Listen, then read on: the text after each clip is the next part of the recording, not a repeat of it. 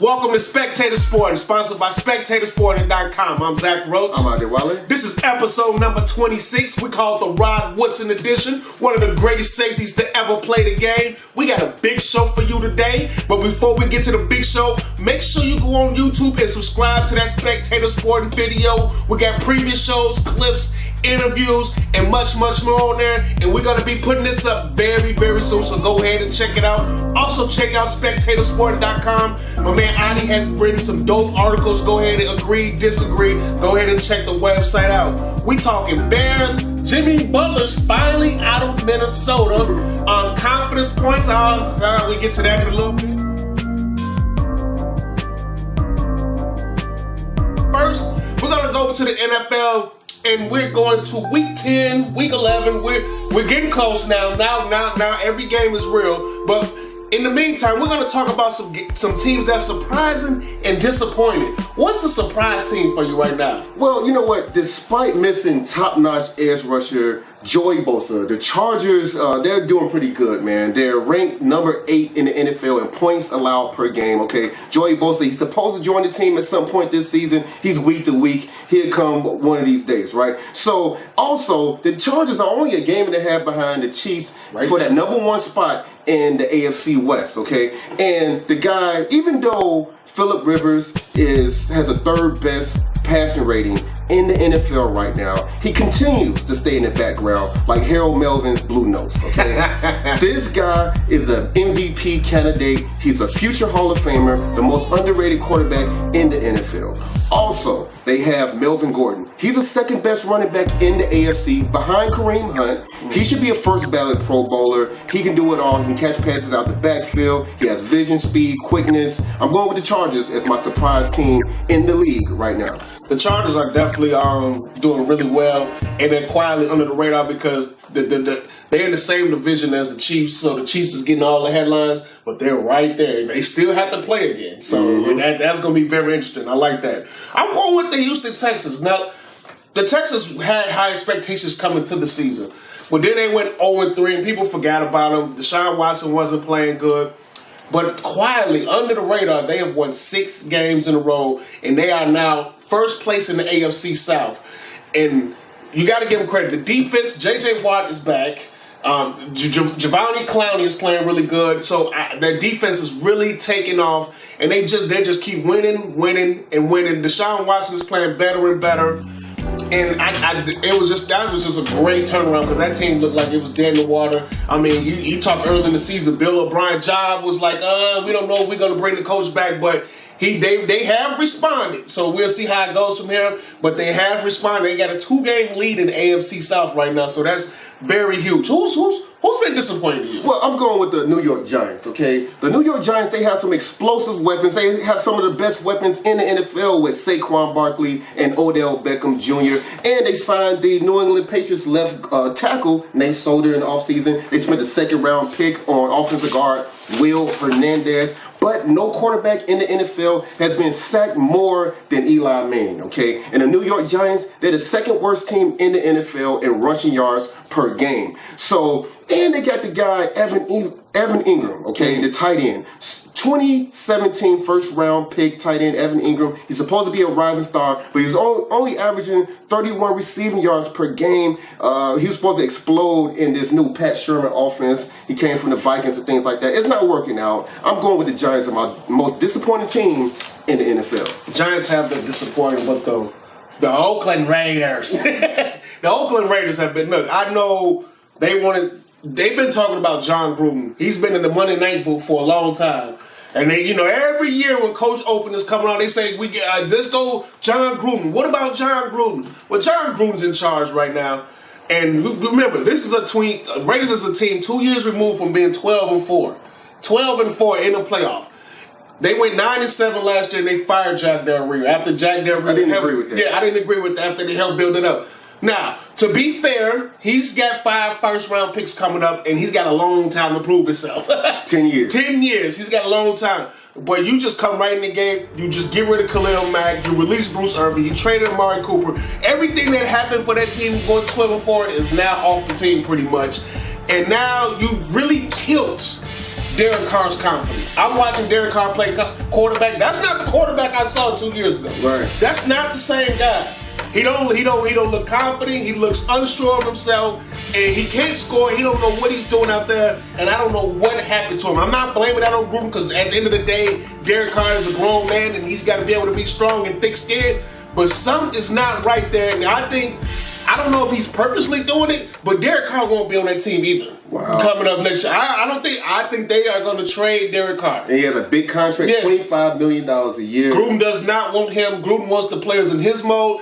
Everybody that was a resemblance of that team. Now, it's not like they had weak players. Mm-hmm. They had some good players. Like Khalil Mack is all pro. Defensive MVP type of guy. That's just not no slouch. Right. So you getting rid of you're telling these you're not good enough for you. So I hope Gruden know what he's doing. But right now the Raiders are 1-8. They're just getting absolutely smacked around every game. The players don't want to be there. The coach don't even want to coach them. He just got to be show up to the sideline because he's getting paid for a game. The Raiders are the most disappointing team by far in the NFL this year. And they was talking about, did you remember the rumors? They was talking about John Gruden to coach the Bears. They was trying to egg that on for a minute. And so, thank you. Praise God that didn't happen. So, yeah. And that loss to the 49ers on Thursday Night Football a couple weeks ago, man, that was embarrassing. That was embarrassing. Now, I get it. They have 3 first round next year. Yeah, this first round picks. And then 2 day after that. Right. So they better land somebody.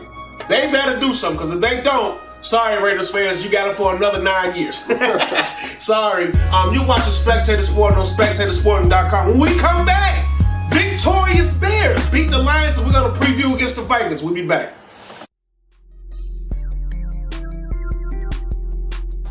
Welcome back to Spectator Sporting, sponsored by SpectatorSporting.com. I'm Zach Roach. I'm Adi Wally. Man, this is episode number 26. We call it the Rob Woodson edition.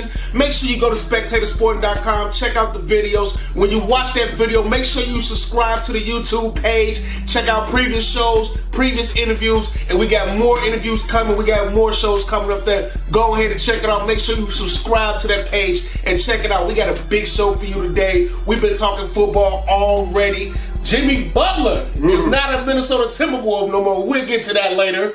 We also got to talk confidence points. And in the NBA, the great, the surprising, and the awful. Right. We're going to get to that too as well. But let's talk Bears. Big time victory, 34-22 over the Detroit Lions on Sunday. This was the biggest game they had in probably 8-10 years. No, I don't know if it's been that long. But this has been a big game. When they came out, they responded early. They were ready to go right from the jump. They came and jumped on the Lions and told them this is weird. This is a new day in the NFC North, and they went and beat up on the Lions pretty bad. Everybody played good. Mitch was phenomenal in the game. The defense did what they had to do. The only part was the kicker. Mm-hmm. But you know what? Before we go, it was amazing. How do you hit the goal 4 times? I've never seen that before. You can't even practice that. Like, I don't even know how you do that. So, I mean, that was incredible. Even though he missed, it didn't count. But that was incredible. But so that was a big time victory for the Bears. What was your thoughts on that game? Well, yeah, like I've been saying, the Bears, if Mitchell Trubisky can just get it together, that's been my whole thing, even leading into the season. If he can become more accurate, which he was against the Lions, the Bears are going to be an extremely tough team to beat. You cannot just rely you saw how the Lions took away Jordan Howard and Tariq Cohen in the running game, and they kept a spy on Mitch Trubisky, kept him in the pocket. They're like, hey, they dared him to beat him with his arm. All right, and he did it. All right, and so if he can do that, you see Anthony Miller, he had over 120 yards, he had a touchdown. Allen Robinson, he's back into the fold. He had 2 touchdowns. He had over 120 yards. So 2 receivers with over 100 yards, okay? And Khalil Mack, he's healthy. That was very smart to keep him out against the Jets and against the Buffalo Bills. He had 2 sacks. So the Bears, they are legit. They're a legit contender. You can't say they have. I know a lot of people want to talk about their schedule, say they ain't play nobody. Who has Minnesota beat? Minnesota, they haven't beat. They beat the Eagles in Philadelphia, but they have been having a mediocre season. Okay, exactly. So, in the Bears, they came a yard away from going to overtime against the Patriots. They had a 20-point lead in Lambeau Field. Okay, against the Green Bay Packers, barely lost the game, and they barely lost to the Miami Dolphins in overtime. The Bears are being competitive in every game, even the games they lost 6-3. They're legit. It's been a perfect marriage so far. Not perfect. Of course, you have your ups and downs in any marriage. But it's been a good marriage between Matt Nagy and Mitch Trubisky. It has been a good marriage. And this is how I know Mitch is starting to learn. I'm going to give you some stats right quick. Okay. Now, usually a rookie quarterback, a young quarterback, they heavily target one person. Look how spread out it is. Tariq Cohen, 37 receptions, 435 yards, 3 touchdowns. Taylor Gabriel, 37 receptions, 426 yards, 2 touchdowns. Trey Burton, 33 receptions, 411 yards, 5 touchdowns. Allen Robinson, 31 catches, 418 yards, 4 touchdowns. Anthony Miller, 24 catches, 332 yards, and 4 touchdowns. That means he is spreading the ball out. He is seeing the field. He is going through his progressions. And that one pass he threw to Allen Robinson in the corner on 3rd and 15, when he manipulated the safety, he saw the coverage, he took his eyes and took it to the left, and he went right, and that was just beautiful. And I'm seeing more and more of that. Yes, he is inaccurate at times, but to me, he is commanding his team. He is leading the team, and Mitch is a gamer. He is a gamer, and he don't let mistakes bother him. He make a mistake, he don't let it go. He lets it go, and he goes on and plays. So I think it's early. Now, like I said, I've always said I will wait till after the 16 games to judge him. But what I am seeing is this is somebody you can definitely win with. Yes, no doubt, man. You can build with Mitch. You can see him learning. He's learning the offense, and he's taking command. And so this guy, he's a young quarterback developing. You can see him maturing, and now he has a big battle against the Vikings Sunday night. Absolutely, and this is what we've been waiting for, right? This is. I mean, they flexed the Bears to Sunday night. You're leading division.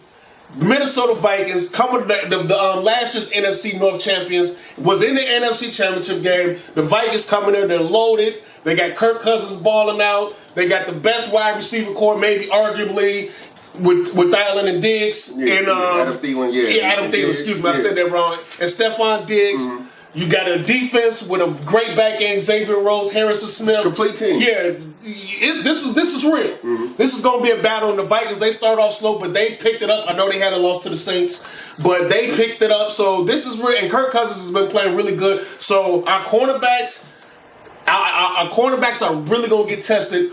What's your keys to this game right now? Well, you know what? The Minnesota Vikings, in the last 2 games, their offense has been mediocre, okay? We saw them with them 2 costly turnovers against the New Orleans Saints in Minnesota to lose that game.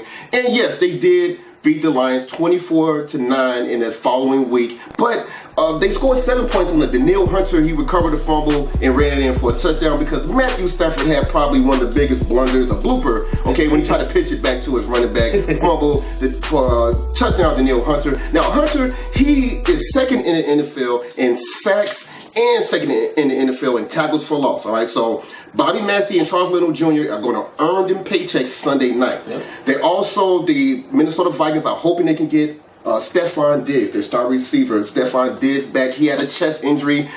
There are indications that he will play against the Bears to pair with Adam Thielen, the best wide receiver combination in the NFL. But they're going against that Bears secondary that could have a couple of Pro Bowls on the team. A. Jackson, he's become the leader of that secondary. He makes big plays. And you got Kyle Fuller, second in the NFL, tied for second in the NFL in interceptions. He has 4. And what about Bryce Callahan? Okay, This guy does everything. He's all over the place. You know, in the Pro Bowl right now, they have 3 starting positions for linebackers, okay? But they need to eliminate that because most teams start with a nickel package. They should have a starting spot in the Pro Bowl for nickelback.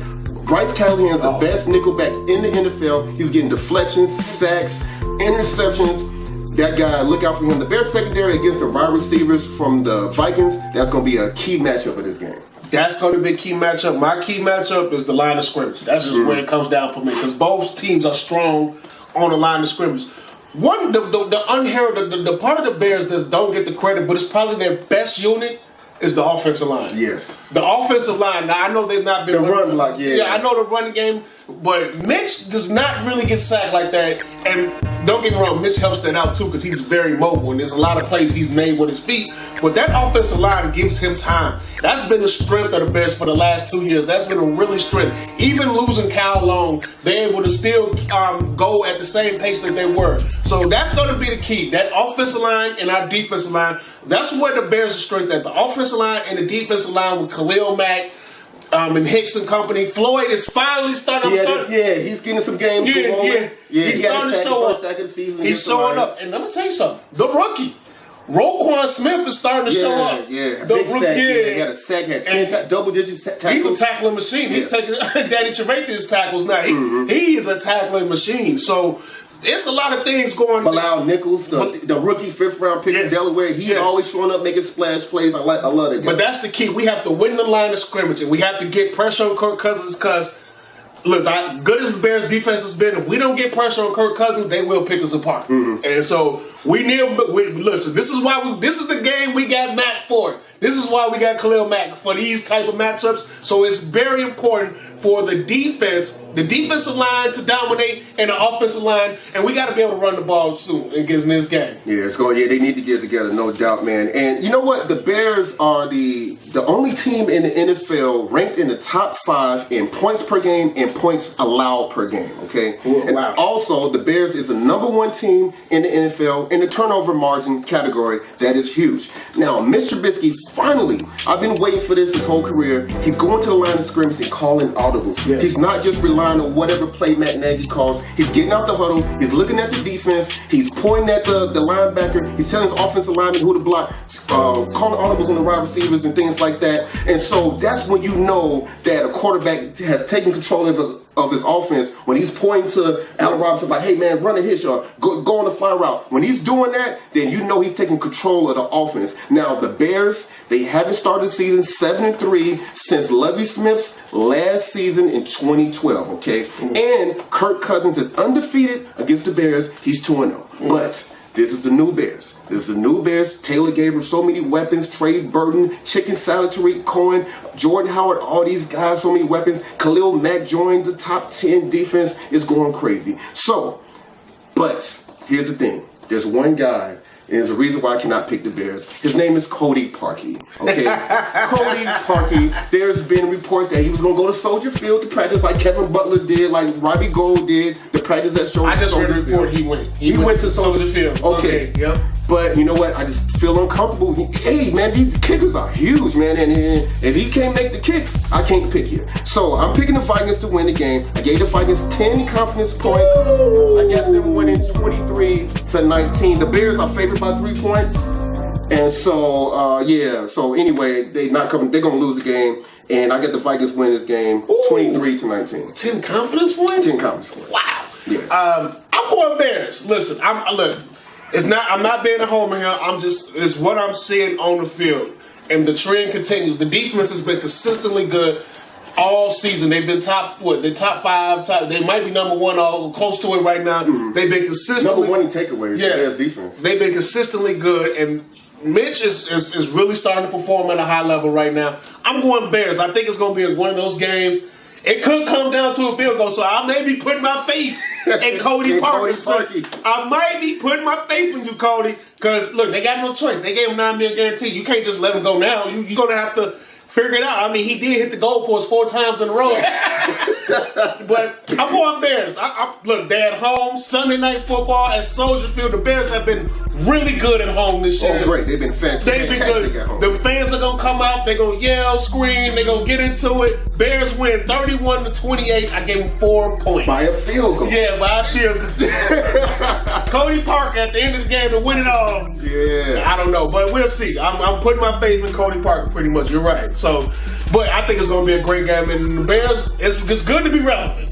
It's good to be relevant, no question about it. I hope they win. This will be a huge win. Hopefully they can take the game out of Cody Parkey's hands and score touchdowns. How about that? Absolutely. You're watching Spectator Sport on SpectatorSport.com. When we come back, Jimmy Butler's no longer a Minnesota Timberwolves. Yeah. We'll tell you more when we get back.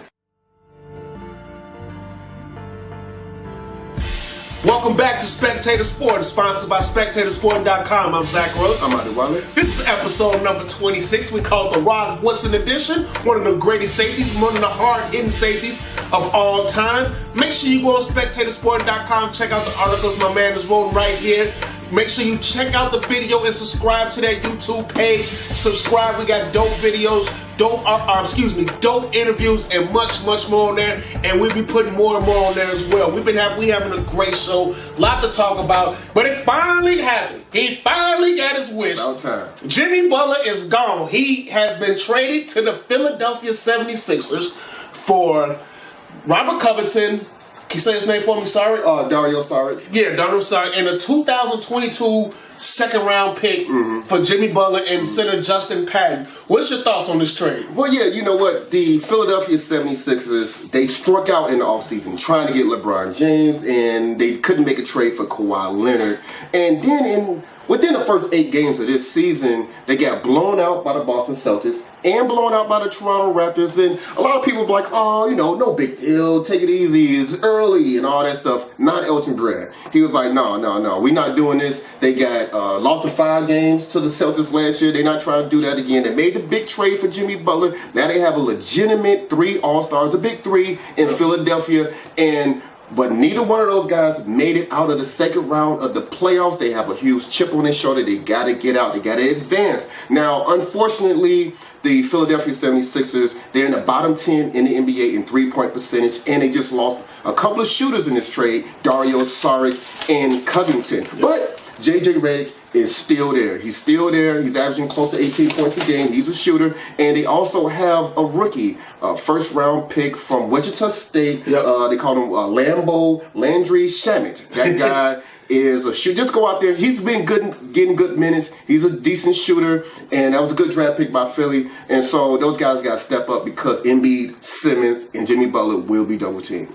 Absolutely. And that's when you realize, we've been hearing a lot about the process. The process. Did the process work? I don't know. Because you had a lot of bust in that process, too. Yeah. You had a lot of Jahlil Okafor, Michael Carter-Williams, New Orleans Noel. Yeah. So a lot of bust. And Markelle Fultz, it looks like, I don't want to say it, but it's getting closer and closer because he's got that, what they call yips. And a lot of people don't recover from their yips. Yeah, I don't know what happened. And Philly got nobody to blame for themselves because they felt like they wanted to change his shot and he forgot how to shoot.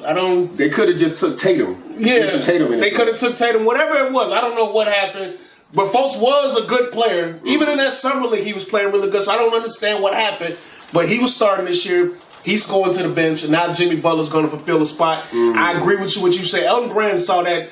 Look, this is what I said. They have to get a wing scorer because I like Ben Simmons. He's a triple-double machine. He does it all. But when you're in a 7-game playoff series, when you're playing against tough coaching and tough defense such as the Boston Celtics or the Toronto Raptors, you have to be able to score in the half-court game. And Ben Simmons doesn't even attempt jump. He don't even shoot jumpers. Right. And when you're playing against strong teams, they're not going to just let you go. They're going to build a wall and make you shoot. And if you're not willing to shoot, you're basically a liability. So Jimmy might get pissed at him for not shooting and jumping? That's very possible. That's very possible. Right. How do you know? How do you know not to shoot a jumper? How you not work? We don't know that. So that could be true. But Jimmy Butler, one thing I'm going to give Butler credit due. He is a closer. Butler can be their closer. He's a guy that you can give the ball in the fourth quarter, he can go get you some buckets. That is a fact. He is very good in crunch time. No doubt. So I think he's going to help them there. Now that floor spacing, that's going to be an issue. Now I know they got J.J. Redick, but their floor spacing is going to really be. What do you think of Carmelo going to Philly? You think that would be a good fit? No, absolutely not. Coming off the bench? No, Melo don't want to come off the bench. He's not comfortable with or stardom. No, Melo. Like there's no team that should go get Melo. I hate to say it like that, but this is a different NBA. It's played differently, and if he's not willing to accept the role, you just can't go there.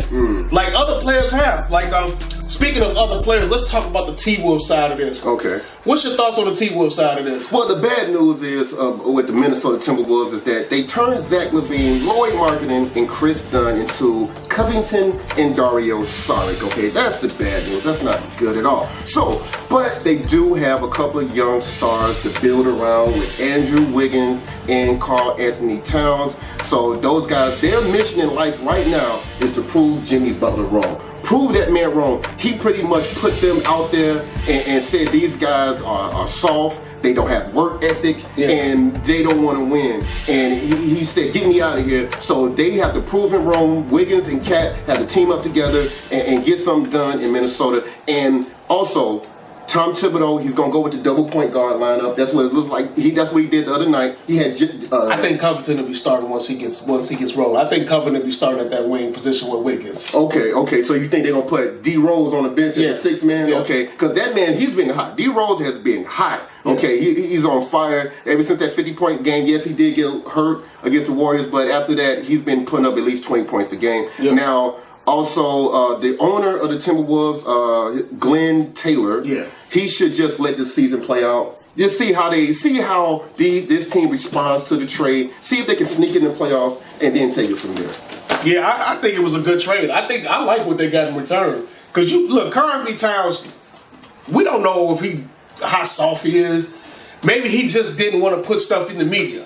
That could be it. Maybe he just didn't want to talk back and forth about Jimmy Butler in the media like Jimmy Butler was willing to do. Mm-hmm. Maybe that ain't his game. That ain't his style.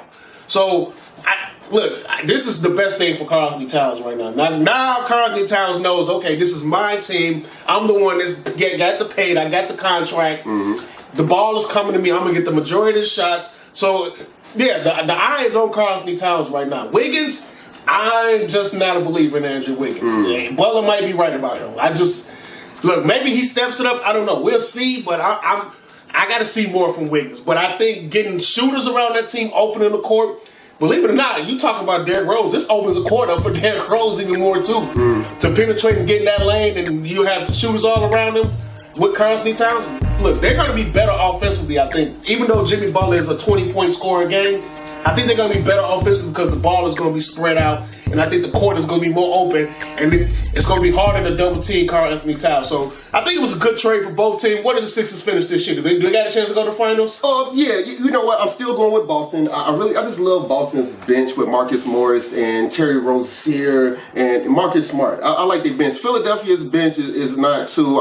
That's why they put J.J. Redick on the bench to start the season. We'll see if he continues to stay on the bench after the Jimmy Butler trade. I just heard they are putting him in the starting lineup. Okay, yeah, so that weakens the bench. So that's why I'm going with Boston because of the bench play.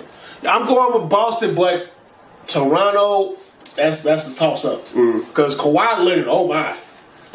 Yeah. Listen, y'all can say what y'all want in San Antonio about Kawhi Leonard, but that boy bad. That boy can play. He is definitely a top 5 player in this league. No doubt. Defensively, and I can just see Toronto playing against Philly in the playoff series second round. Look, I'm going to be real with you. I can see Kawhi Leonard just completely taking Jimmy Butler out the game. But what about Kyle Lowry? I understand on that. No, Kyle Lowry. The Kyle Lowry aspect is why. That's the X factor because he's been awful in playoffs. Right. That is very true. So that's something you do have to look at. Yeah, but I definitely take Kawhi over Jimmy Butler. Yeah, and I think he would just shut Jimmy Butler down. Like, absolutely. So, but. Yeah, I got him third in the East. That's what I got him third. They'll be fighting with Milwaukee for that third spot. I think they're second round, but if they got to play Boston or Toronto in the second round, I think that's where it stops. As good as Joel Embiid is, because that boy is an animal. That dude is the best player. He might be the best player in the East right now. Yeah, and I'm glad that the East is finally looking competitive. You got 3 legitimate, top-notch teams in the East. It's about time. It's been years in the making. Yeah. And also, Milwaukee, they looking like they can creep up there and be a legitimate team. Don't forget about the Pacers. The East is good. Right, the East is finally. They might be better than the West this year. Maybe. They might. LeBron might have made the right decision. He saw what was happening. He's just too smart for all of it. He always sees something and knows what he's doing. Absolutely. You're watching Spectator Sport on SpectatorSport.com. When we come back, we got the great, the surprising, and the awful. We'll be back.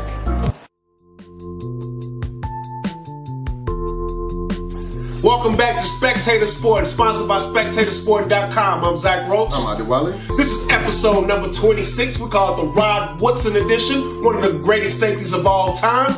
Make sure you go on SpectatorSport.com. Check out the articles my man has written right here.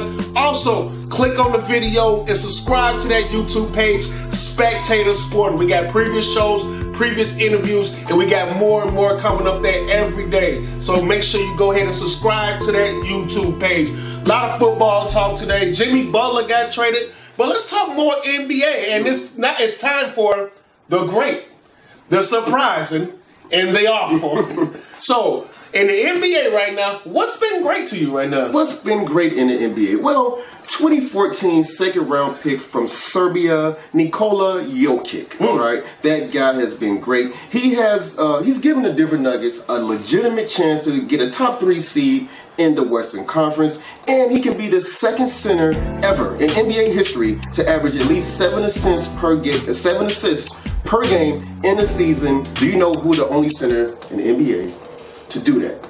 7 assists. Joakim Noah.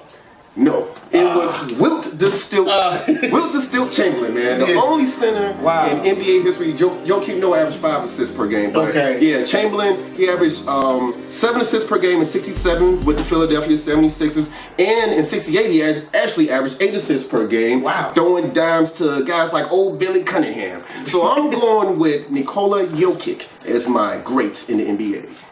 The Lakers getting Tyson Chandler.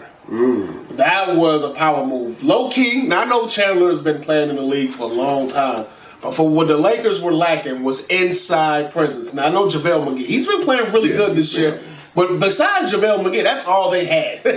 That's the only person they had. That's the only big they had. And getting a veteran, somebody who knows how to win, to play with LeBron and just to help the young guys out, that was a great move by the Lakers, and ever since he's got them, they have been winning games. They are now over 500. They're 7-6, and they've been playing really well. You know, Tyson Chandler's the king of the kickback, the tap out, offensive rebound. He's mastered that.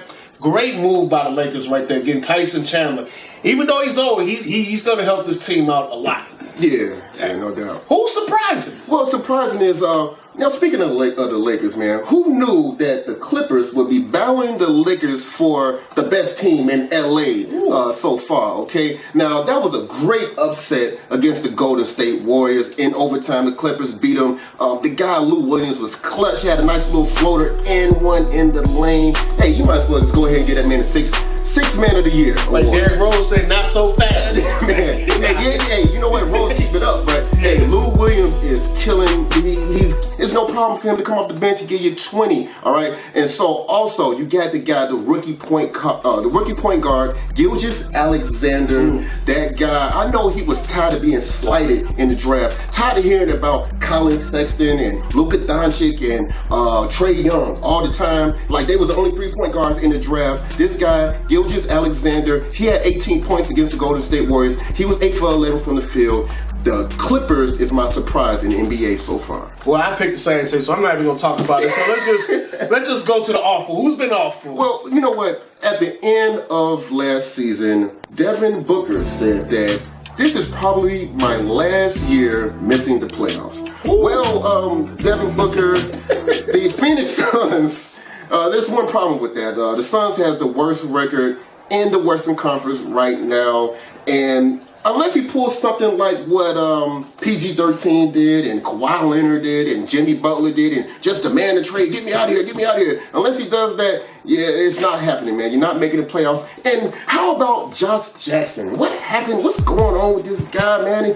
He might be a bust or something. He's averaging only 6 points a game, 17 minutes a game. Josh Jackson, what's going on? What's happening, Phoenix Suns? That's awful. They have been awful. That team, I know they're young, but they got a lot of talent. They should be playing better. And I picked the Suns almost, but I got to go with the Cavs. I'm going to tell you something. I might be wrong about Colin Sexton.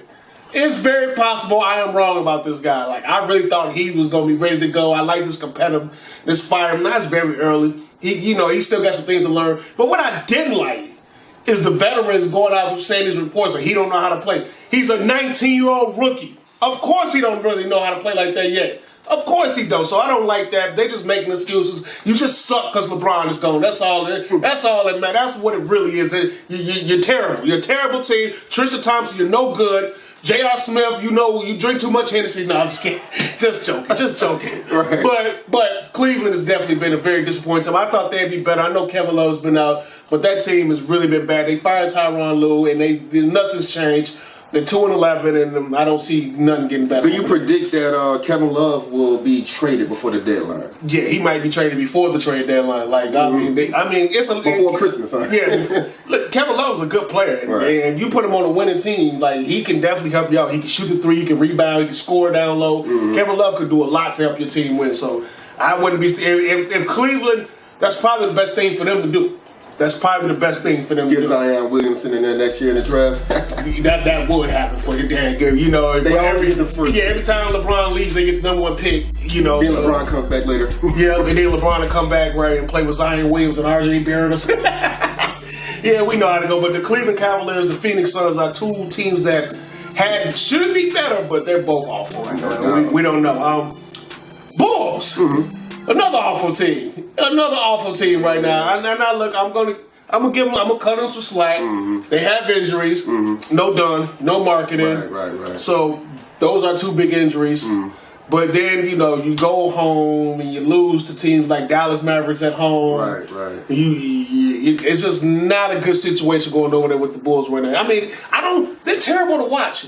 What are they doing? Well, you know what? The thing is, you believe it or not, they're only a few games out of the playoffs right now. Yeah. Only a few games. Last I checked, they was 2.5 games out for an 8th seed in the playoffs. Wow, that means the bottom of the conference sucks. Yeah. See, you know, the New Jersey Nets has the 8th seed right now. So that's kind of, I'm sorry, the Brooklyn Nets. But anyway. I like the Brooklyn Nets, though. Yeah, they're a hard-working team. And so the thing is, you got Zach LaVine. He's giving us highlights. He's doing windmills. He's doing 360s. It's cool to see. That's nice. Very exciting and entertaining. And like you said, they got a lot of injuries. Now, Lloyd Marketing, he's arguably the best player on the team. He's not even played a game. We're missing our 6th man, Bobby Portis, and also the hit man. Yeah, I'm starting point guard, Chris Dunn. So it's hard to judge this team. So I'm gonna wait. You know, I don't really want them to start tanking yet because I just don't want to vote for the tank fest yet. A back-to-back tank fest. I know Zion Williamson and RJ Barrett is great, but the thing is, you know what? It didn't work last year. They tanked. They lost all them games, and we was trying to get DeAndre Ayton and Luka Doncic, and we had the 7th pick in the draft. I like Wendell Carter, but they was trying to get the top 3 pick. Yeah, that's one of the. He's been one of the bright. Wendell Carter's been one of the better rookies in the league this year. Now that's one of the bright spots. Yeah, I mean,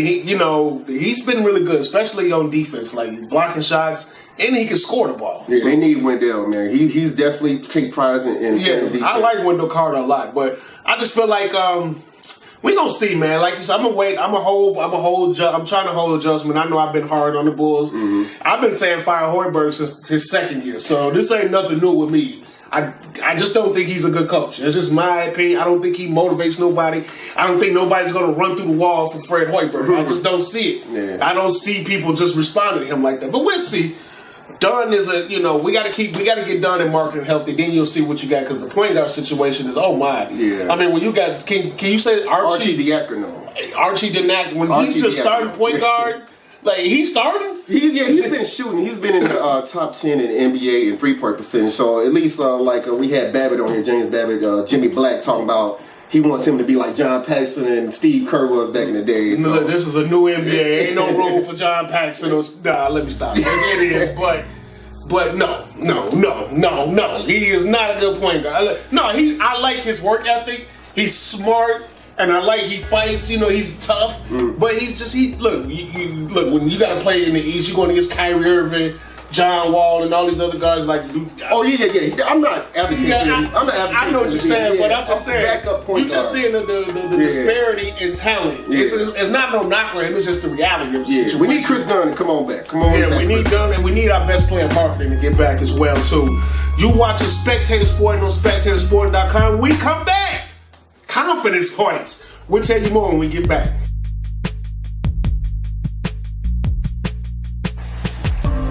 Welcome back to Spectator Sport, sponsored by SpectatorSporting.com. I'm Zach Roach. I'm Adi Weller. This is episode number 26. We call it the Rod Woodson edition, and we're making this episode hard-hitting just like him. Make sure you go on SpectatorSporting.com. Click that video and subscribe to that YouTube page, Spectator Sport. We got plenty of shows on there, previous clips, interviews, all type of stuff. Go check it out. It's really dope. We've been talking a lot of stuff today. Now back to football. Before we get back into football, though, explain these confidence points. Oh yeah, well every week in the NFL. All the games, we pick all the games, okay? In the NFL, Week 10, confidence points pool, I finally beat this guy. Yeah. He had a 6-week winning streak on me, and it finally happened. I won, okay? He picked the Carolina Panthers. He gave him 7 confidence points, and I picked the Pittsburgh Steelers. On Thursday Night Football, Cam Newton, he turned 2 points into 7, okay? He was getting sacked by the little brother T.J. Watt in the end zone. He threw an ill-advised pass to intercepted by Pittsburgh linebacker Vince Williams. Ran it in for the pick 6. Later on in the game, Antonio Brown caught a bomb from Big Ben, 53-yard touchdown to put the Steelers up 31-14. The game was over, man. Turn off the lights. The Steelers won the game, and so now I beat them by 6 points. What was it, 74-68 in the confidence points for Week 10? But I'm still losing by a landslide, okay? I'm losing to this guy by like 43 points. What's the overall score? 8-1 to 758. Yeah, I'm behind the 8 ball, man. I need to just win and just keep winning. Long way to go, but yeah, that was, look, we can talk about what happened in the game. It was just a beatdown. It was just one of, Pittsburgh was on their game, and it was just an absolute slaughter. Yeah, they did. That was easy just a victory for Pittsburgh. Yeah, that was just a beatdown. So that was just, Pittsburgh is back. They back. They back to being the Steelers. All that talk at the beginning of the year, all this turmoil they was going through, Mike Tomlin lose his job, it's all over with. Yeah. They're back to normal. Yeah. Back to normal. Big time out. Now, you look, oh my goodness. I mean, this could possibly be a Super Bowl preview right here. Yeah. It was supposed to be in Mexico, but the field was too bad. They said, so they moved the game to Los Angeles. Okay. You got the Kansas City Chiefs versus the Los Angeles Rams. You talk about power offenses at the highest degree. This is what we're going to see. I mean, this game could get in the 70s now. I don't know if it's going to get that high. Pick the over and over under, okay? Absolutely, but this is going to be a great game. We've been waiting to see this matchup. You got Ty Gurley, Kareem Hunt. You got Brandon Cooks. Oh, Cup is a big injury, though, for the Ravens. Yeah, he's out for the season. He's out for the season, but you got, it's just a Tyreek Hill. Yeah, it's a lot of star power in this game right now. No doubt. What's your thoughts on this game? Well, you know what? Patrick Mahomes, he was sacked 5 times last week against the Arizona Cardinals. And the new Ram, the former Jaguar, Dante Fowler Jr., he came up big for the Rams last week. He had a big fourth quarter strip sack on Russell Wilson, and he recovered the fumble. That was big. That pretty much sealed the victory for the Rams. And he's expected to be a big help to make things easier for Aaron Donald, who leads the league in sacks right now, okay? Yes. But the Rams did allow 273 yards to the Seattle Seahawks last week. That is way too much. And Kansas City, they got Kareem Hunt coming to town. He's number 4 in the NFL in rushing yards. Now, you just mentioned Cooper Kupp out for the season, tore his ACL. But the other guy, Robert Woods, he's in the top 10 in receiving yards per game this year amongst wide receivers. He's pretty good. Now, the Rams, the last time the Rams beat the Kansas City Chiefs, I was 12 years old, chilling. Wow. Sipping on a beer, watching the game. Yeah. Wow. And Jerome Bettis was just running over the Chiefs. He had 132 rushing yards. They beat him down. Yeah, back in '94. Yeah. And also the Chiefs have a 6-game winning streak on the Rams, and I said it snapped. It's going to be snapped. I'm picking the Rams. I gave them 8 confidence points. 8 confidence points. I have them winning this game 41-37. So I have them covering the spread. The Chiefs are 2.5-point underdogs. So I have the Rams winning by 4, 41-37, 8 confidence points. This is going to be a great game. And we're going to see, because these are 2 young quarterbacks right now that's really lighting the league up. Jared Goff and Patrick Mahomes. But I think this game is going to come down to the other position, the running back position. Kareem Hunt and Ty Gurley. And if Ty Gurley, who's been dominating, I mean, to me, he's an MVP candidate this year. He continues to run the ball. It's whichever one of them plays better, I think it's the team that's going to win, because their offenses are so lethal. You got to find a way to keep one offense off the field. You got to find a way, because it's just going to be back and forth. So I think the team that maybe get time and possession will have the advantage in this. So I think the running game is going to be very crucial, and that's why I'm picking the Rams. I got to go with Ty Gurley right here. I think Ty Gurley has a magnificent game. I think he runs for 150 yards. 2 touchdowns. He might even catch one if you got him in fantasy. It's going to be a good day for you. But it's going to be a very close game. I got him winning 38-34. So I think it's going to be a shootout, high-scoring game, and I gave him a total confidence of 1 point. Right? Yeah, it's a close one. It's tough. 1 point. So, but yeah, I can't wait to watch that. That's going to be fantastic. The Houston Texans. Look, okay, here's to where the Texans you might have expected at the beginning of the season, but they just now rounding into form. Well, who expected the Washington Redskins to be first in the NFC East with the Eagles coming off the Super Bowl victory, Cowboys with Zeke and Dak?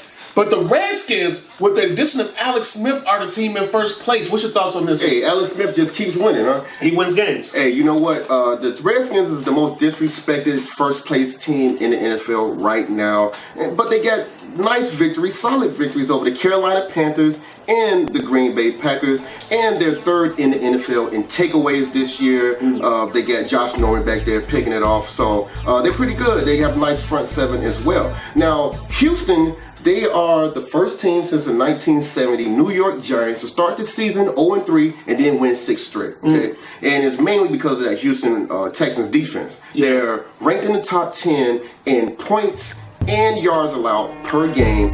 J.J. Watt, he's having a great bounce back year. He's tied for first in the NFL in forced fumbles. He's third in the NFL in sacks. He's killing. But Deshaun Watson, he only 2 quarterbacks has been sacked more than Deshaun Watson. The offensive line, they're not creating holes for the running game for Lamar Miller, and Watson is under constant pressure. But you know what? Went ahead. This was a close one. I only gave 1 confidence point to the Houston Texans. I got them winning the game 19-13. Houston, they're 3-point underdogs in this game, but I get them winning the low-scoring game 19-13, 1 confidence point. I think it's going to be a very defensive battle. I think it's going to be a defensive battle with slight scoring, if that makes sense. I think it's going to be some scores here and there. I really like what Alex Smith just knows how to win games in the regular season. I mean, I don't know if you can depend on him in the playoffs to win the Super Bowl, but he will get you there at least. He will get you there. He's smart. He doesn't make bad decisions. And he always put you in position to win. Take care of that ball. Boy. I hate calling a quarterback this because I think all quarterbacks are game managers. Like, that's part of being a quarterback is being a game manager. But he's the ultimate game manager. No doubt. And he put, so I got to give him credit for that. And this is his 3rd team, and it's the 3rd time where he's got his team. He was good with the Chiefs. Now he's good with the Redskins. He was good with the 49ers before. So shout out to Alex Smith. But I got to go with the Texans in this game. I like the defense. I think J.J. Watt and them cause havoc from Alex Smith. I think they create some things. They put pressure on them. And I think it's going to be close. But I gave the Texans 8 points, and I got them winning 26-20. 26-20. But 8 points. So I know it seems like a lot, but this week it was just hard. I don't know. It was different. Tough, yeah. It was a different week. Not too many easy games. Yeah, it was a different week. But you can check out the rest of our picks right here. Go ahead and take a look. Hopefully I'll be a winner this week. I hope not. Before we go further, let's just look at a couple more games. Philly going to New Orleans. I mean, New Orleans absolutely destroyed, dismantled, and disarmed anything about the Cincinnati Bengals last week. 51 points. What's your thoughts on this game? Well, yeah, man. Unfortunately, the Saints, they picked up Brandon Marshall, man. It might be over. Yeah, I don't know. He never made the playoffs in his life and in his career. So now the Saints are about to lose every game on their schedule. But you know what, man? No starting quarterback has been sacked less than Drew Brees. Okay, the offensive line has been coming through big for him, and also, so don't be surprised if you don't see Fletcher Cox and Michael Bennett doing sack dances and everything like that. So yeah, they got Brandon Marshall. Should be his first game. I'm gonna pick the Saints, even though I think Brandon Marshall, he might break his little streak of not making the playoffs. So let me go ahead and pick the Saints. I'm giving them 9 confidence points. I think they're favored by too much though. They're 9-point favorites. Okay, I think that's too many points. I got the Saints winning this game 29-23. The Philly is backs against the wall. They need to win this game, and I think it's gonna be close. But I can't go against a hot hand New Orleans. I got New Orleans win this game 29-23. Yeah, I picked the Saints too, but this is a dangerous game for them because, like you say, the Eagles, they come off a bad loss to the Cowboys, and I just feel like they got to bring it. But the Saints are just balling. To me, they're the best. I know the Rams, the Saints. I don't know. The Saints is number 1 right now because they got the victory over the Rams. Yeah. They're the best team in the NFC right now, and Drew Brees is playing lights out. Alvin Kamara has been he's phenomenal. He's already got 15 touchdowns already. Michael Thomas has been maybe the best receiver in the NFC this year. Right. They're locked and loaded. They're ready to go, and they're peaking at the right time. I got to go with the Saints. I gave them 11 points. 38-24. Okay. 38-24. Got them covering that big spread now. Yeah, I got them covering that spread a little bit. Another game with some playoff implications. Cincinnati Bengals go to Baltimore. Now they saying Joe Flacco. We don't know if he's going to play or not. It could be Lamar Jackson starting. Could be. Oh, even RG3. Go with Lamar. Go with Lamar Jackson. Go with Lamar Jackson. Baltimore. But Cincinnati, just like I just spoke before, they got dismantled, disarmed, disassembled, horrible, discombobulated. I mean, if the game was so bad, it was so bad they fired the defensive coordinator and hired Hugh Jackson back on the Bengals staff. What's your thoughts? But if the playoffs started today, they would be in. What's your thoughts on that? Yeah, and the Ravens are just one game behind the playoffs, behind the Cincinnati Bengals, trying to get that playoff spot. I believe Flacco is going to play. I don't think they're going to put this season on Lamar Jackson. The Ravens got to make the playoffs. And so now Cincinnati, they allow 454 yards per game. That's by far the worst in the NFL, okay? Now, even if Joe Flacco plays, he has the second worst quarterback rating among non-rookie starters, okay? So wow, that's a good stat. It's not looking, he's not burning it up right now. He's not heating it up. But I'm going with Baltimore because the Bengals just look horrible right now. They don't look right. And so I'm picking the Baltimore Ravens. I'm giving them 6 confidence points. They haven't came out with a spread yet for this game because I think that Vegas is waiting to see if Flacco is going to play or not. That's up in the air. I got the Baltimore winning a close game, 19-16. I gave them 6 confidence points. I gave the Ravens 6 points too. I got to win it 24-20. I just don't trust the Bengals. I don't trust Don. I don't trust their defense. AJ Green is out. Oh yeah, I just don't trust it, and I feel like in division-wise, Baltimore has the edge right there. So before we get out of here, let's talk. So Le'Veon Bell decided to sit out. Do you care? Yeah, I care. You know, I just want to see. I want him to play with the Colts next year. I want to see him with Andrew Luck in the Colts there. So yeah, it's a big deal. But Pittsburgh gonna be cool without him, though. Yeah, they're gonna be good without him. But it is intriguing. A lot of teams that like the Packers could use Le'Veon Bell. The Eagles could use Le'Veon Bell. The Eagles, that's a good one. It's a lot of teams that can really use and that can use Le'Veon Bell. So you know what? Right now we're looking at why he gave all that money, but this might help him in the long run. What about the Bears? No, unless we lose Jordan Howard or something. I mean, he would be a good fit. I'll take him over Jordan Howard. I'm glad to see it. I would too. No question about it. If we got a chance to get him, like I would see what it's about. No question about it. But yeah, but you know what? I think this will benefit him in the long run because he actually took a year off, got his body, because he had over 400 touches last year. Got his body healed up. He's going to be completely healtly coming next year. Hopefully he's been working out and doing what he's supposed to do. This is going to be a big story in the offseason. Yeah, where's Le'Veon Bell? Absolutely. So, wow. He really, and listen, whether I know the Steelers, luckily, what's James Conner? Oh, yeah. But just remember this. This is what I will say. Now, I know all the Steelers fans, they'll be like, we don't need you. We got James Conner. James Conner's going to be up for contract too soon. So, watch out for that. Yeah. He got a few years left. Yeah, but it's going to be a time when he wants a contract. And now the Steelers going to do him the same way. True. Yeah, we'll see, man. Yeah, we'll see. So, Brandon Marshall, we just talked to him to the Saints. He said, you know what? If I can't make the playoffs, I'm going to jump on the playoff team. Now, I'm just kidding. He like, forget it. I go to a team that's already good. There's no way I can mess this one up. Hey, if the Saints lose out, then we know that Brandon Marshall is a cancer. Stay away from the microphones and the cameras, Brandon Marshall. Just follow Drew Brees and you will be all right. No doubt. You've been watching Spectator Sport on SpectatorSport.com. We had a good show today. This was episode number 26, the Rod Woodson edition. Make sure you go on YouTube and subscribe to that Spectator Sport page. Go ahead and check the videos out. It'll be clips from this show, and the full show will be up very, very soon. So make sure you go do that. But in the meantime, in between time, until next time, we out. Peace.